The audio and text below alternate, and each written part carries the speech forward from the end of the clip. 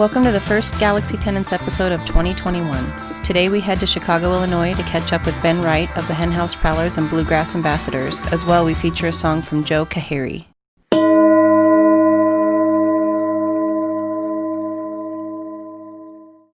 Hey, Ben. Hi, Justin. I thought it was a good start, right? Yeah. So tell me about what's going on with you as far as you are a touring musician. You tour more than most folks that I know. Give people an idea of first the band and or projects you're in and kind of how much you tour. And then we'll jump into kind of what you're doing now. Yeah, so I'm the banjo player and a founding member of the Henhouse Prowlers, who, I mean, this is our 16th year on the road, allegedly, would have been. And I don't know, we play around 150 shows a year, a lot of which is outside of the U.S. And that's what this year was going to be crazy. And we did one tour in January, and then, everybody knows what happened after that. So it's been an adjustment for sure and a big change. But, I've been very fortunate in this year because I'm not sure how to make this correlation. Like a lot of the international touring the band does is because of a program at the State Department called American Music Abroad, where we're essentially musical diplomats, and we get sent all over the world to kind of hopefully bring people from different cultures a little bit closer together with music. And at this point, we've been to 27 countries. I think that's the number. And those experiences have really shaped me and changed my whole perspective on how to be a professional musician and the opportunities it can bring. And once the world kind of shut down, we obviously weren't playing any gigs. And the organization that runs those musical diplomacy programs through the State Department needed some help and called. And I applied for a job there and ended up getting it. And so now I'm the virtual programming director for an organization called American Voices. And they are the organization that administers that programming for the State Department. So it's pretty amazing opportunity. For those just tuning into the podcast, Ben was on our very first episode. So some of you have heard a little bit about this program and kind of his travels around the world. How has it been going from the musician side of it and touring a bunch and traveling all over playing music to doing more programming and working what I assume to be is a full-time or kind of a 9-to-5 job? Yeah, it's an adjustment. It's not quite your normal 9-to-5 job because I'm interfacing a lot with embassies and bands all over the world. And so sometimes I have to get up at wild hours, which are normal hours in, say, East Africa, to communicate with people. And the country I've been on the calls with the most is Tajikistan. They've been doing some really amazing programming called a Virtual American Arts, where they get artists here in the States to do these kind of hour-long videos where it's some performance and some Q&A. And it's been almost at least every other week for a couple months now, where they'll have like a dance group or a hip-hop musician. I think the last one was a graffiti artist. And it was really cool. Like, this guy was doing graffiti live, and they were asking him questions and having people from Tajikistan watching it live and they had a translator asking questions to this guy. And then at the end of the whole thing, they ended up packaging up the art the guy was doing and sending it there to be displayed in the embassy. It was really, really cool. So for me, it's just thrilling to be on the other side of this and see all this stuff happen. Like, from my perspective, it was always a bluegrass band doing this stuff. And I've learned that there's a lot more going on than just bands doing this kind of thing. So it's pretty exciting stuff that goes up slightly under the radar for people. If you don't know this stuff going on, it's been going on for decades. And it really is one of the most powerful tools our State Department has to connect people across the world. And that is what that organization was founded upon. So it's pretty fascinating stuff. That's really incredible. Who funds this? Is it all funded by the federal government? Yeah. There's a sizable chunk of money that's put aside every year, sizable to you and me. In the grand scheme of things, it's nothing. And that's why it hasn't been cut, even with our current administration, because in the grand scheme of things, it's such a small part of the budget that cutting it wouldn't make a dent in it. So it's an adjustment. This whole year has been crazy for everybody, and I hear it on phone calls with the State Department, and I hear it on phone calls with my band. Like, it really is across the board, and they've had to adjust all of this normally in-person programming where they'll fly these people to these countries to do it virtually. And it's an adjustment for sure. That has to come with a lot of challenges. Technically speaking, I can imagine how that could go south quickly. Yeah, and the reality is that a lot of these countries don't have the best internet in the world, and so making sure things on our end are as good as possible, so that if there's a problem, it's not something we have any control over, is kind of the key. And I've got in my basement here a bevy of equipment to loan out to artists to help out with the programming. So nice DSLR cameras, microphones, and all these shipping crates so I can ship it out to bands and artists too. It's really across the board. And there's even some really cool stuff. They did a program in Saudi Arabia that was a cooking program, and they had this really famous chef give these cooking lessons over Facebook to the followers of the U.S. Embassy in Saudi Arabia. So that's amazing. It really is. It's cool stuff. I love how easy it's become to share things with one another across such vast distances. I'm so thrilled by the direction this has gone. It's amazing. And also part of that too that I love is how you have done so much collaboration with international musicians. I look at the Bluegrass Ambassadors. Where are you at with the Bluegrass Ambassadors? I watched a bunch of the sessions over the summer here, and I really, really enjoyed the series.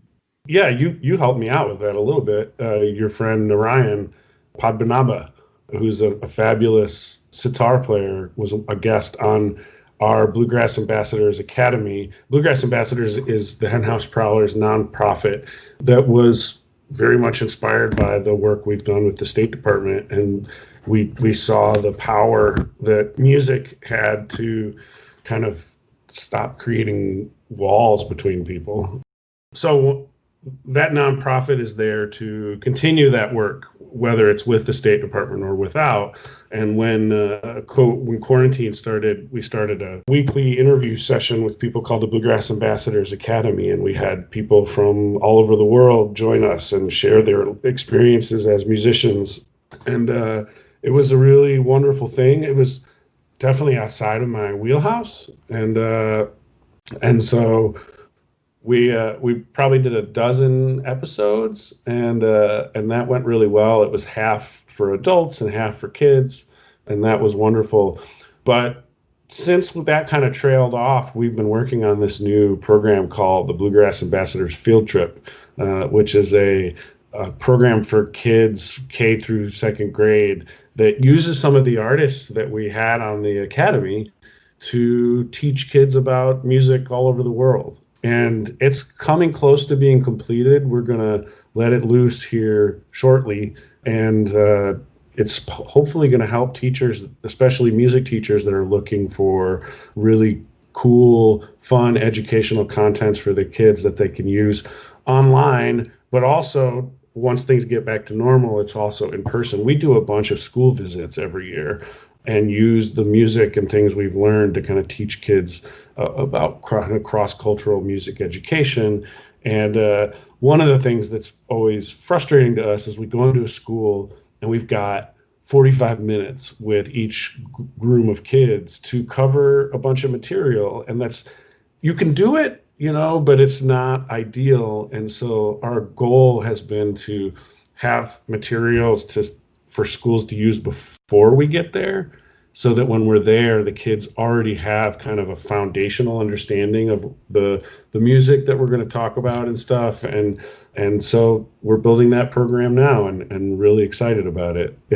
We're a nonprofit organization, and our friends and fans and supporters have been very generous and donated a healthy amount of money for us to build this programming so we can get it out to schools that can't necessarily afford this kind of thing. And we're excited about it. Mm-hmm. That's great. Let's talk a little bit about the Henhouse Prowlers. When was the last gig you guys played together in person or live, standard show style pre-pandemic? We did, I guess the last show was at a club outside of Chicago that had a outdoor space that they put together pretty quickly when it became clear this was going on. So I want to get even just a little bit before that. So it would have been right before that you would have played your last like normal, totally normal, no pandemic exists in our mind kind of gig. Yeah, it must have been. We did a tour in the Southeast, and that was in January. And I know we did a couple of shows after that too. Okay. But I don't remember exactly. That's okay. I was just trying to get an idea in a general time frame of when like the last normal. It had to have been February. Okay. And then when this did hit, how many gigs have you done with a kind of alternate atmosphere or with some precautions in place? And tell me a little bit about that.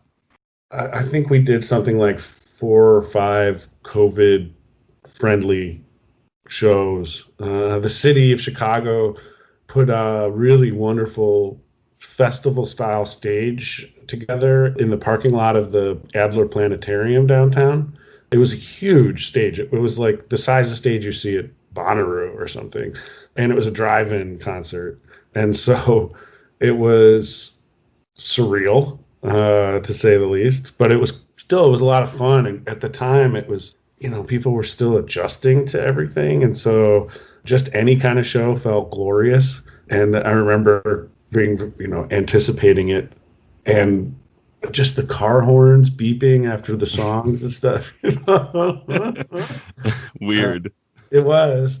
And, people coming up and wanting to talk afterwards, and that not really being possible. And, so it was very strange. And I think the last show we played was at this place out in McHenry outside of Chicago, and they had a nice little festival stage, and there was a moat separating us from the audience, literally a moat. But we all felt, every time a show opportunity came up, we'd have to have this kind of come to Jesus talk with the band. Like, are we comfortable with this? Is this something we want to do?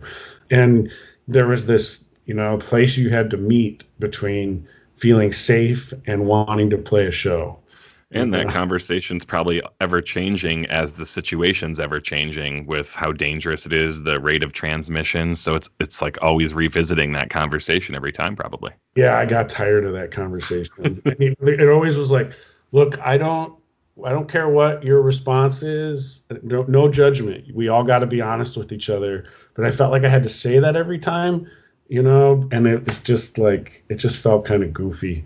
We did go and record an album in the middle of all this. And so that's done. I just an hour ago got the mastered tracks, and that's going to release in May of 2021. So we had a really fascinating experience. We went down to Bloomington, Indiana. That's where our guitar player, Chris, is from. And there's a recording engineer with a really cool studio in a church down there. And we spent 10 days quarantined in the studio making an album. And it was honestly the best recording experience I've ever had in my life. The camaraderie and the fact that we weren't touring, so we weren't interrupting the process at all. It was really a wonderful thing. What precautions were taken? we had a big discussion with the engineer outside the studio before we started the process. It was funny that the conversation didn't really happen until we got there. And then we were like, we need to talk about this. Like, everybody in the band is extremely aware of COVID and taking it very seriously. So none of us felt like we were at risk, but we didn't know the engineer that well at first. So when you show up and he's wearing a MAGA hat, what do you do? Well, that was a concern, but we had a 3-minute conversation with him outside of the door where it was just like, hey, we've taken this thing really seriously. And he's like, I'm relieved to hear that. He's like, I'm a professor at Indiana University, and we are too. You know, there was definitely, we didn't, at the time, this was May, testing was still almost impossible to get. And so that really wasn't an option.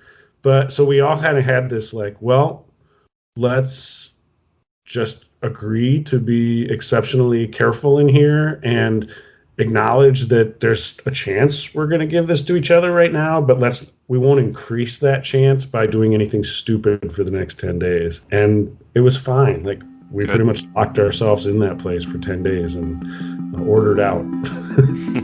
That's great. I can't wait to hear that material. Yeah.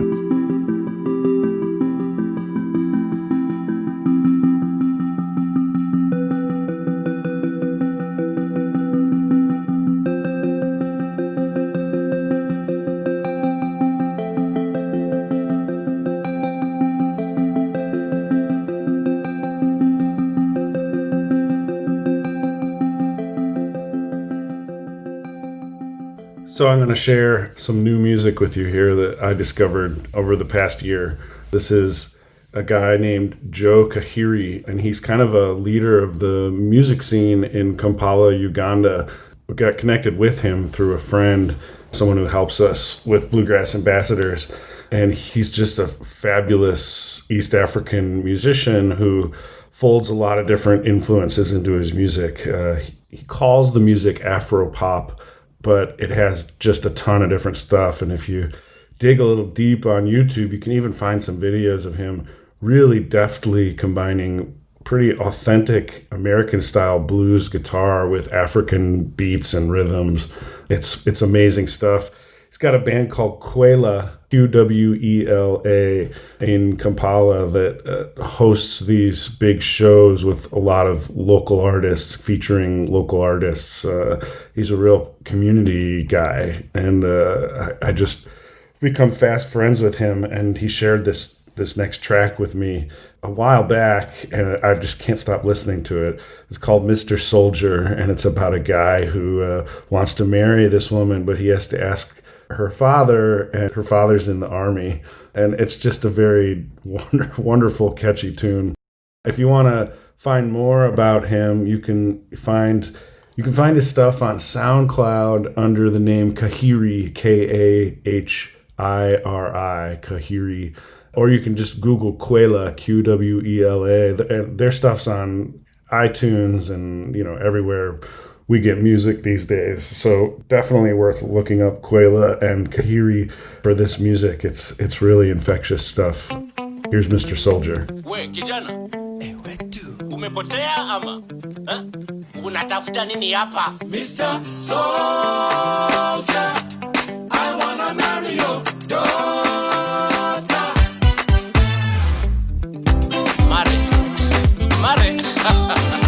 Mare nani? Mare nani? Hebu toka hapa. I saw the beauty in her eyes as she came floating by in the supermarket aisle. Then she looked at me and smiled. I smiled back and I said hi, and I just knew that she was mine. Hey. So I asked her if she is married.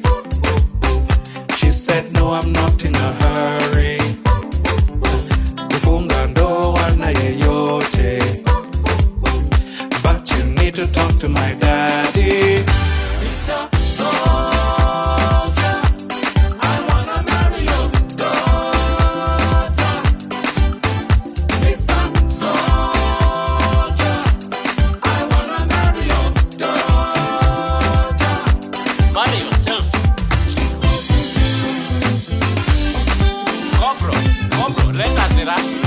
silaha.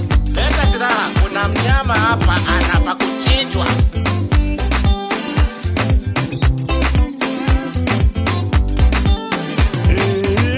Let me marry Annabelle, and I will treat her very well. She will always be my lady. Tell me now, will I ever call you Baba? Is it yes or is it maybe? So I asked her if she is married, and she said no, I'm not in a hurry. Kufunga ndoa na yeyote, but you need to talk to my daddy. Mr. Soldier, I wanna marry your daughter. Mr. Soldier, I wanna marry your daughter. Kopro, fungua umbwa zinajaa. Leo, huyu ni chakula chao.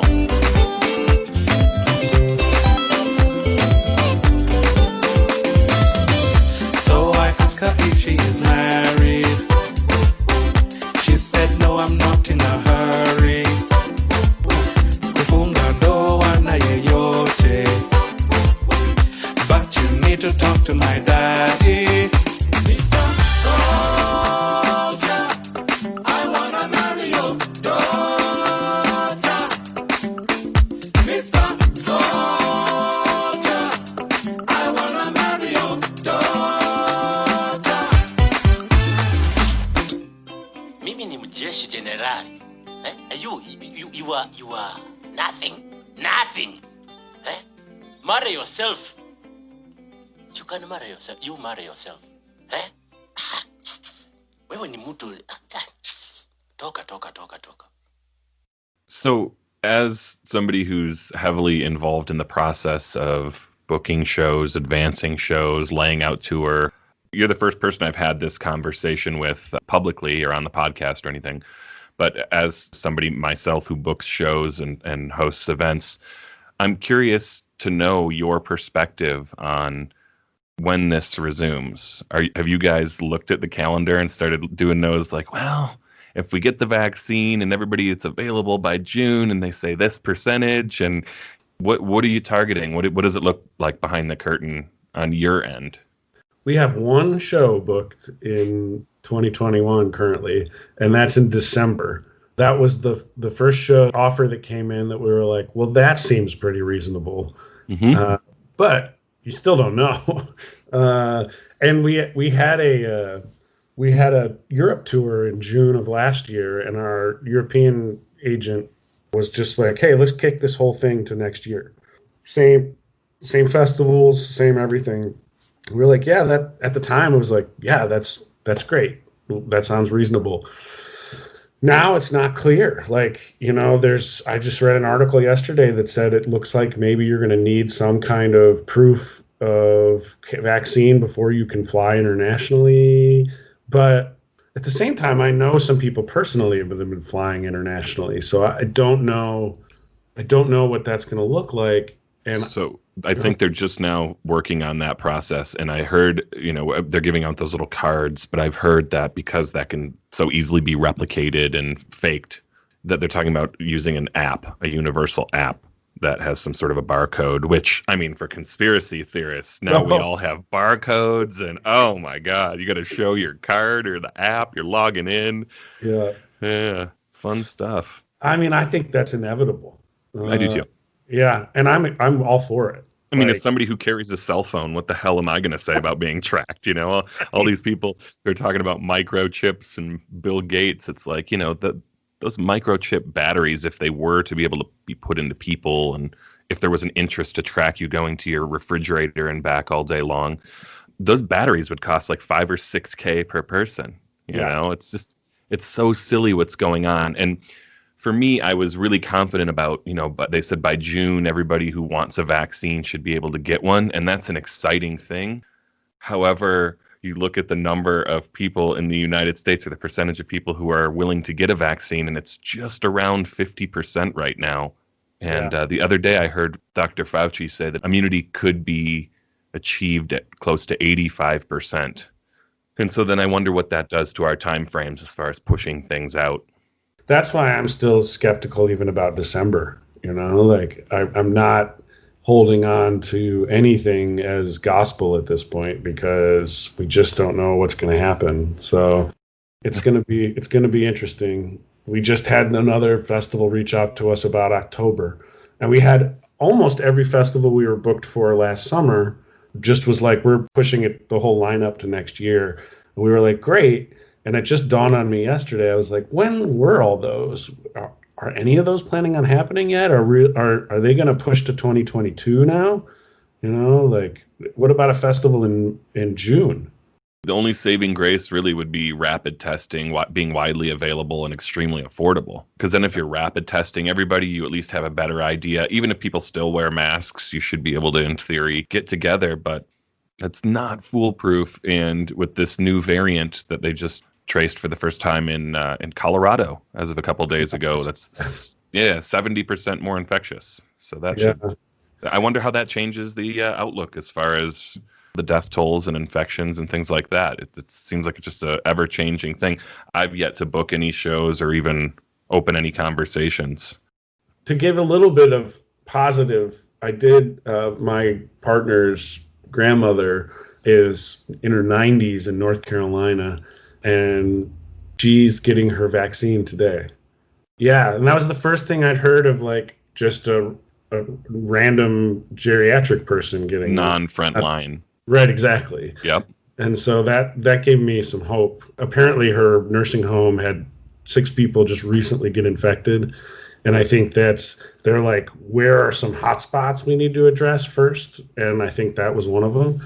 So that's great for my girlfriend and for people as a whole to know that that's starting to happen. But it says a lot about a country, how they take care of their elders. And we don't have a great track record. So the fact that it is going right to these older folks, I know that they initially talked about how because the older folks are more sheltered, maybe they would wait on getting them the vaccine and get it to the population so we could continue to move on. And I just thought that was a really, really terrible approach. So I'm really glad to hear that they're doing that. That's really great. I've got hope for my grandmother in her 90s too. That was one of my biggest fears through all of this. I'm glad that there's a light at the end of the tunnel and new leadership and whatnot. This will be a good thing. Yeah, we can hope. Yeah. What else are you working on? I definitely wanted to talk a little bit about the program that we've done a fair amount of international touring with, American Music Abroad. Every year they send 10 bands all over the world. And it's just an amazing opportunity for musicians to use the music they've created to do really powerful cross-cultural things with. And that program is still happening this year. It's just all virtual. And there's a really good opportunity for a lot of bands to make some good money in the middle of this no work period by applying for this thing. They're sending 18 groups this year instead of because there's the travel is no longer a part of it. They can do more bands. It pays really well. It's $300 a day per person in the band, and that's a day. It's not an hourly thing. So virtual programming, nobody has the tolerance to do virtual programming for 4 hours a day. It's just not possible. So it's really good work. They're connecting each band with a different embassy or group of embassies to do this programming. And applications are open now until January 25th. And I encourage any band who has been doing any kind of virtual programming, performances online, stuff like that, to consider applying, because that kind of work changed my life. And once you get on the radar for that kind of work, more of it starts coming if you're into it and you're good at it. So it's not hard to find. It's americanvoices.org/AMA is the website, and anybody can reach out to me about it too if they have any questions. My email is ben.wright@americanvoices.org. And I'm happy to answer any questions. The application's pretty simple. You submit a couple of videos, answer a couple questions, and then there's an audition process, all virtual as well. In March, I believe, is the audition. So applications due January 25th. Great opportunity for out-of-work bands to actually make some money and make a difference. It's pretty awesome. I'm going to follow up with you about that. I've got a couple people in mind, and I want to get a little bit more information from you. I wouldn't have given out your email. We've got some real weirdos that listen, and I've been getting some really crazy emails. It's my work email, so it wasn't my personal email. Which, if for anybody wondering, Ben's personal email is... All right, so... Thank you, as always, for everything you do. Thank you for joining me and giving me kind of an update on what you're doing. I'm always so fascinated to follow along. I'm happy that you're working, and I'm happy that the creative wheels are still turning, man. Thanks, man. I really appreciate it, Justin. It's always good to hear your voice, and I'm really glad that you've also embraced this great upheaval and done something creative and interesting with it. Good work on the podcast, dude. Thanks, man. I appreciate that.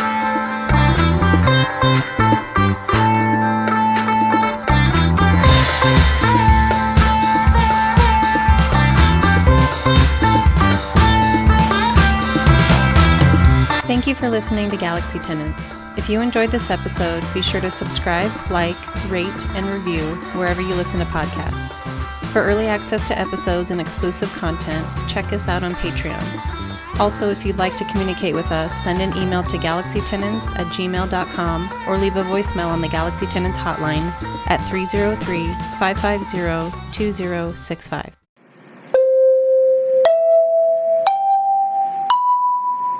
You've reached the Galaxy Tenants hotline. Please leave a message.